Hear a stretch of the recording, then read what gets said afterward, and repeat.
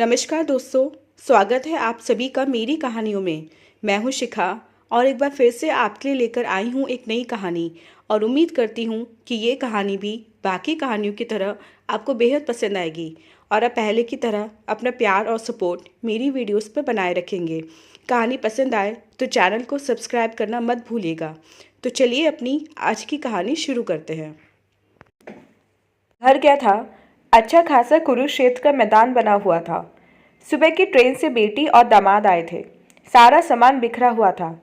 दयावती ने मेहरी से कितना कहा था कि मेहमान आ रहे हैं, जरा जल्दी आकर घर साफ कर जाए। 10 बज रहे थे पर मेहरी का कुछ पता नहीं था। झाड़ू बुहारू तो दूर, अभी तो रात भर के बर्तन भी पड़े थे। 2-2 बार चाय बन चुकी थी। नाश्ता कब निपटेगा कुछ पता नहीं था। रमेश तो एक प्याला चाय पीकर ही दफ्तर चला गया था। उसकी पत्नी जया अपनी 3 महीने की बच्ची को गोद में लिए बैठी थी। उसको रात भर तंग किया था उस बच्ची ने और वे अभी भी सोने का नाम नहीं ले रही थी। जहाँ गोद से अलग किया कि रोने लगती थी। इधर कमलनाथ है कि अवकाश प्राप्त करने के बाद से बर्ताव ऐसा हो गया है जैसे कहीं के लाट साहब हो गए हैं। सब काम समय पर और एकदम ठीक होना चाहिए, कहीं कोई कमी नहीं रहनी चाहिए। उनके घर के काम में मदद करने का तो कोई प्रश्न ही नहीं था। गंदे बर्तनों को देखकर दयावती खींच ही रही थी कि रश्मि बेटी ने आकर माँ को बाहों में प्यार से कस ही नहीं लिया, बल्कि अपने पुराने स्कूली अंदाज से उसके गालों पर कई चुंबन भी जड़ दिए। दयावती ने मुस्कुराकर कहा, चल हट, रही ना वही बच्ची की बच्ची। क्या हो रहा है माँ, पहले ये बताओ। माँ ने रश्मि को सारा दुखड़ा रो दिया। तो इसमें क्या बात है, तुम अपने दामाद का दिल बहलाओ, मैं थोड़ी देर में सब ठीक किए देती हूँ। पगली कहीं की, माँ ने प्यार से झिड़क कर कहा। 2 दिन के लिए तो आई है, क्या तुझसे घर का काम करवाऊंगी? क्यों, क्या अब तुम्हारी बेटी नहीं रही मैं? डांट डांट कर क्या मुझसे घर का काम नहीं करवाया तुमने? यह घर क्या पराया हो गया है मेरे लिए? बेटी ने उल्हाना दिया। तब बात और थी, अब तुझे ब्याह जो दिया है, अपने घर में तो सब कुछ करती ही है। यहाँ तो तू बैठ और 2 घड़ी हंस बोलकर माँ का दिल बहला। नहीं, मैं कुछ नहीं सुनूंगी, तुम अब यहाँ से जाओ। या तो इनके पास जाकर बैठो या छुटकी को संभाल लो और भाभी को यहाँ भेज दो। हम दोनों मिलकर काम निपटा लेंगे। अरे बहू को क्या भेजूं, उसे तो छुटकी से ही फुर्सत नहीं है। ये बच्ची भी ऐसी है कि दूसरे के पास जाते ही रोने लगती है। रोता बच्चा किसे अच्छा लगता है? रश्मि को माँ की बात में कुछ गहराई का एहसास हुआ। कहीं कुछ गड़बड़ लगती है, पर उसने कुरेदना ठीक नहीं समझा। वह भी किसी की बहू है और उसे भी अपनी सास से निपटना पड़ता है। तालमेल बिठाने में कहीं न कहीं किसी को दबना ही पड़ता है। बिना समझौते के कहीं काम चलता है? बातें करते करते रश्मि ने एक प्याला चाय बना ली थी। माँ के हाथों में चाय का प्याला देते हुए उसने कहा, तुम जाओ माँ, उन्हें चाय दे आओ। उनको तो दिन भर चाय मिलती रहे, फिर कुछ नहीं चाहिए। माँ ने झिझकते हुए कहा, अब तू ही दे आना। ओहो, कहा ना माँ, तुम जाओ और 2 घड़ी उनके पास बैठकर बातें करो। आखिर उनको भी पता लगना चाहिए कि उनकी सास यानी कि मेरी माँ कितनी अच्छी है। रश्मि ने माँ को जबरदस्ती रसोई से बाहर निकाल दिया और साड़ी को कमर से कसकर काम में लग गई। फुर्ती से काम करने की आदत उसकी शुरू से ही थी। देखते देखते उसने सारी रसोई साफ कर दी। फिर भाभी के पास आकर बच्ची को गोद में ले लिया और हंसते हुए बोली, यह तो है ही इतनी प्यारी कि बस गोद में लेकर इसका मुंह निहारते रहो। भाभी को लगा जैसे ननद ताना दे रही हो, पर उसने तीखा उत्तर ना देना ही ठीक समझा। हंसकर बोली, लगता है सबके सिर चढ़ जाएगी। भाभी, इसे तो मैं ले जाऊंगी। हाँ हाँ, ले जाना, रोते रोते सबके दिमाग ठिकाने लगा देगी। बेचारे को बदनाम कर रखा है सबने। कहाँ रो रही है मेरे पास? यह तो नाटक है। लो, लगी ना रोने? लो बाबा लो, रश्मि ने हंसकर कहा। संभालो अपनी बिटिया को। अच्छा, अब यह बताओ नाश्ता क्या बनेगा? मैं जल्दी से तैयार कर देती हूँ। भाभी ने जबरन हंसते हुए कहा, क्यों, तुम क्यों बनाओगी? क्या दामाद जी को किसी दूसरे के हाथ का खाना अच्छा नहीं लगता? हंसकर रश्मि ने कहा, यह बात नहीं, मुझे तो खुद ही खाना बनाना अच्छा लगता है। वैसे वे बोल रहे थे कि भाभी के हाथ से बने कबाब जरूर खाऊंगा। बना दूंगी। अच्छा, तुम इसे जरा गोदी में लेकर बैठ जाओ, सो गई है। मैं झटपट नाश्ता बना देती हूँ। ओहो, लिटा दो ना बिस्तर पर, यही तो मुश्किल है, बस गोदी में ही सोती रहती है।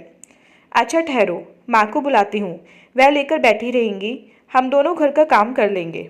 नहीं नहीं, माँ जी को तंग मत करो।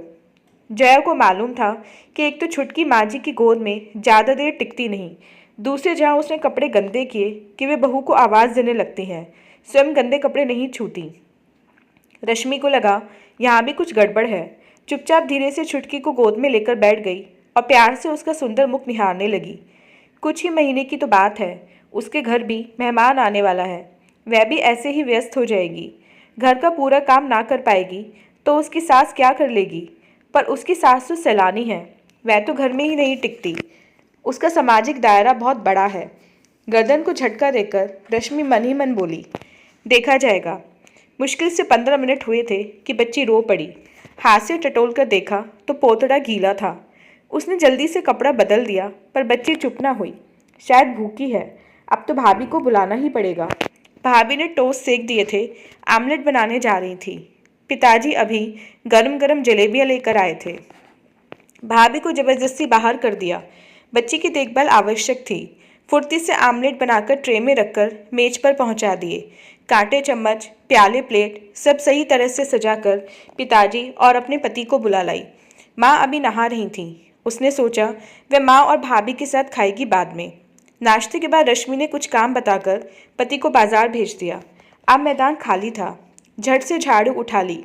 सोचा कि पति के वापस आने से पहले ही सारा घर साफ सुथरा कर देगी। वह नहीं चाहती थी कि पति के ऊपर उसके मायके का बुरा प्रभाव पड़े।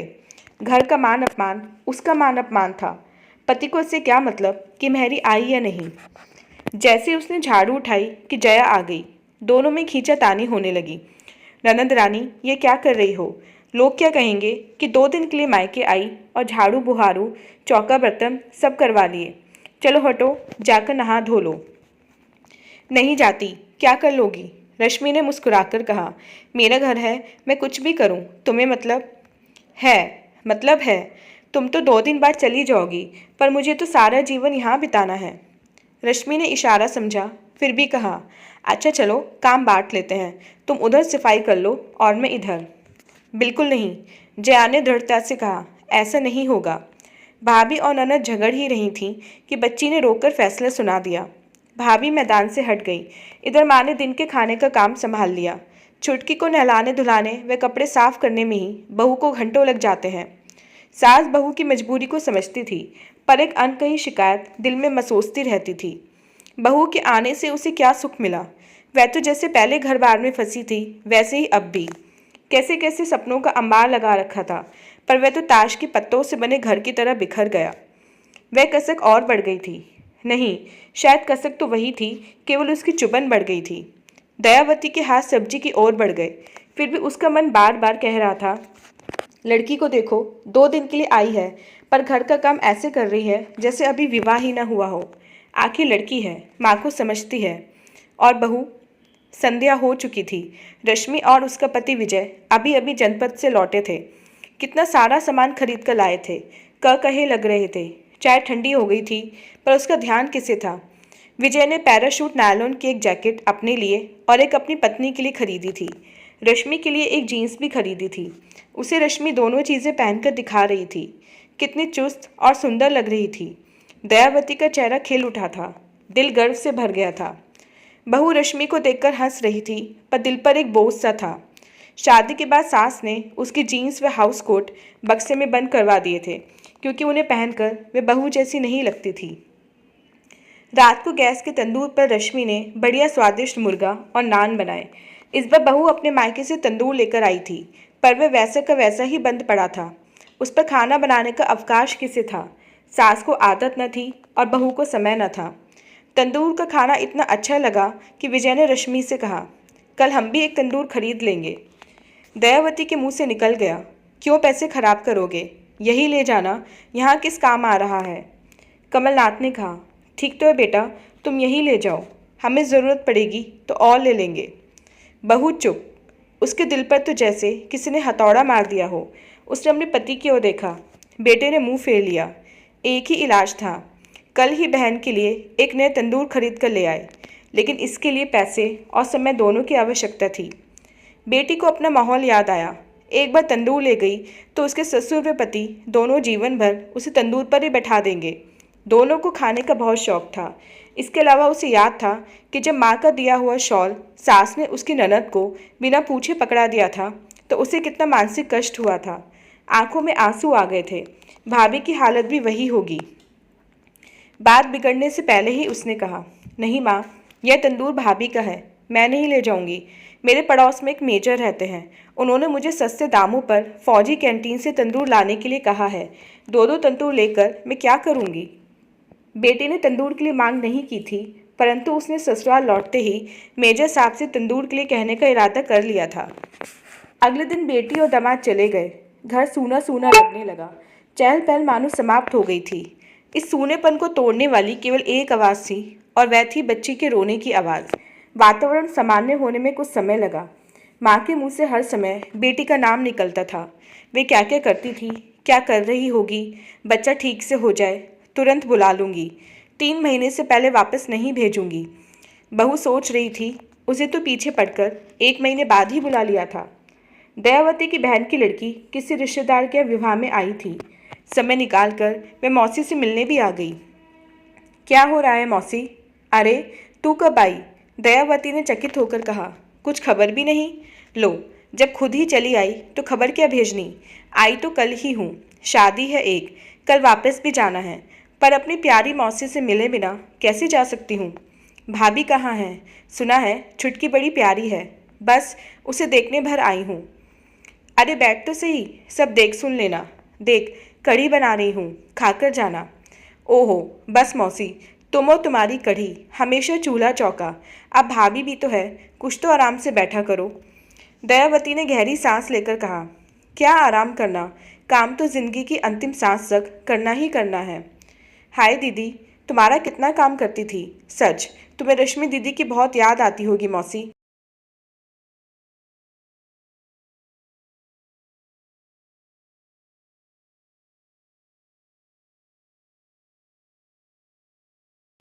अब फर्क तो होता ही है बहू और बेटी में। दयावती ने फिर गहरी सांस ली। जय सुन रही थी। उसके दिल पर चोट लगी। क्यों फर्क होता है बहू और बेटी में? एक को तीर तो दूसरे को तमगा। जब सास की बहन की लड़की चली गई तो जया सोचने लगी कि इस स्थिति में बदलाव आना जरूरी है। सास और बहू के बीच औपचारिकता क्यों? वह सास से साफ साफ कह सकती है कि बार बार बेटी की रट ना लगाएं, पर ऐसे कहने से सास को अच्छा न लगेगा। अब उसे ही बेटी की भूमिका अदा करनी पड़ेगी। न सास रहेगी न बहू। हर घर में बस माँ बेटी ही होनी चाहिए। वह मुस्कुराई। उसे एक तरकीब सूझी। परिणाम बुरा भी हो सकता था, परंतु उसने खतरा उठाने का निर्णय ले ही लिया। अगले सप्ताह होली का त्यौहार था। अगर कुछ बुरा भी लगा तो होली के माहौल में ढक जाएगा। उसने छुटकी को उठाकर चूम लिया। प्रातः जब वह कमरे से निकली तो जीन्स पहने हुई थी और ऊपर से चेक का कुर्ता डाल रखा था। हाथ में गुलाल था। होली मुबारक हो माँ जी, कहते हुए जया ने ननद की नकल करते हुए सास के गालों पर चुम्बन जड़ दिए और मुंह पर गुलाल मल दिया। दयावती की तो जैसे बोलती ही बंद हो गई। इससे पहले कि सास संभलती, जया ने खिलखिलाकर कहा, होली है, होली है, कहते हुए सास को पकड़कर नाचना शुरू कर दिया। हो हल्ला सुनकर कमलनाथ भी बाहर आ गए और यह दृश्य देखकर हंसे बिना ना रह सके। ये क्या हो रहा है बहू? कमलनाथ ने हंसते हुए कहा। होली है पिताजी, और सुनिए, आज से मैं बहू नहीं हूँ, बेटी हूँ, 100% बेटी। ये कहते हुए उसने ससुर के मुंह पर भी गुलाल पोत दिया। इससे पहले कि कुछ और हंगामा होता, पास पड़ोस के लोग मिलने आने लगे। स्त्रियाँ तो घर में ही घुस आईं। इसी बीच छुटकी रोने लगी। जया ने दौड़कर छुटकी को उठा लिया और उसके कपड़े बदलकर सास की गोदी में बैठा दिया। माँ जी, आप मिलने वालों से निमटिए, मैं चाय नाश्ता लगा रही हूँ। पर बहू, बहू नहीं बेटी माँ जी, अब मैं बेटी हूँ। देखिए मैं कितनी फुर्ती से काम निपटाती हूँ। लोग आ रहे थे और जा रहे थे। जया फुर्ती से नाश्ता लगा लगा कर दे रही थी। रसोई का काम भी संभाल रही थी। गर्मा गर्म पकौड़ियाँ बना रही थी। झूठे बर्तन इकट्ठा नहीं होने दे रही थी। साथ ही साथ धोकर रखती जाती थी। सास को 2 बार रसोई से बाहर किया। उसका काम केवल छुटकी को रखना और मिलने वालों से बात करना था। सास को मजबूरन 2 बार छुटकी के कपड़े बदलने पड़े। सबसे बड़ी बात तो यह थी कि दादी की गोद में छुटकी आज चुप थी, रोने का नाम नहीं। लगता था कि वह भी षड्यंत्र में शामिल थी। जब मेहमानों से छुट्टी मिली तो दयावती ने महसूस किया कि छुटकी कुछ बदल गई है। रोई क्यों नहीं आज, बल्कि शैतान हंस ही रही थी। कमलनाथ ने आवाज़ दी, बहू जरा एक दही बड़ा और दे जाना, बहुत अच्छे बने हैं। रसोई से आवाज़ आई, यहाँ कोई बहू वहू नहीं है पिताजी। बड़ी भूल हो गई बेटी, कमलनाथ ने हंसते हुए कहा, अब तो मिलेगा ना। और हाँ बेटी, सास ने शर्माते हुए कहा, अपनी माँ का भी ध्यान रखना। सास के गले में बाहें डालते हुए जया ने कहा, क्यों नहीं माँ, आप लोगों को पाकर मैं कितनी धन्य हूँ। रमेश ने जो यह नाटक देख रहा था गंभीरता से कहा, इन हालात में मेरी क्या स्थिति है। और सब हंस पड़े। तो दोस्तों, ये थी हमारी आज की कहानी। उम्मीद करते हुए कहानी आपको पसंद आई होगी। मिलते हैं अपनी नेक्स्ट वीडियो में इससे नेक्स्ट कहानी के साथ। तब तक के लिए आज्ञा दीजिए। धन्यवाद।